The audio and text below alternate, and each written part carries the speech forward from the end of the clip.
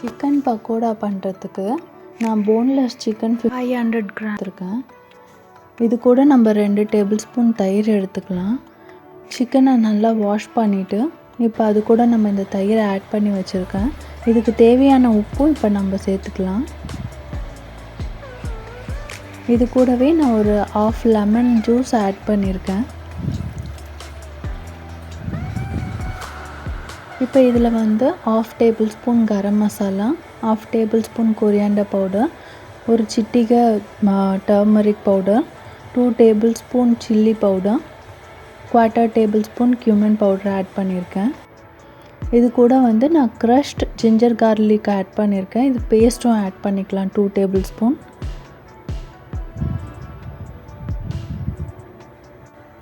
இப்போ இதில் 3 table spoon கடலை மாவு, 1 டேபிள் ஸ்பூன் அரிசி மாவு ஆட் பண்ணி நல்லா கலந்து விட்டுக்கோங்க.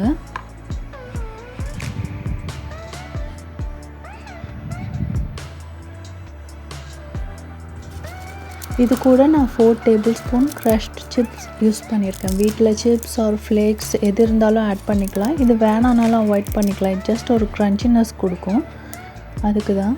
இது ஆப்ஷனல் தான்.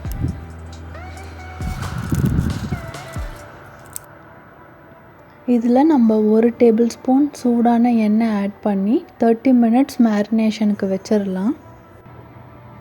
இப்போ ஆயிலை நல்லா சூடு பண்ணிக்கோங்க. இதில் நம்ம மேரினேட் பண்ணி வச்சுருக்க சிக்கனை இப்போ ஆட் பண்ணியிருக்கேன். ஒரு 5 மினிட்ஸில் இது வந்து நம்ம திருப்பி விட்டுக்கலாம். அப்போ தான் வந்து இது 2 சைடும் நல்லா கரெக்டான கலர் அண்ட் நல்லா குக் ஆகும், உள்ளேயும் நல்லா குக் ஆகும்.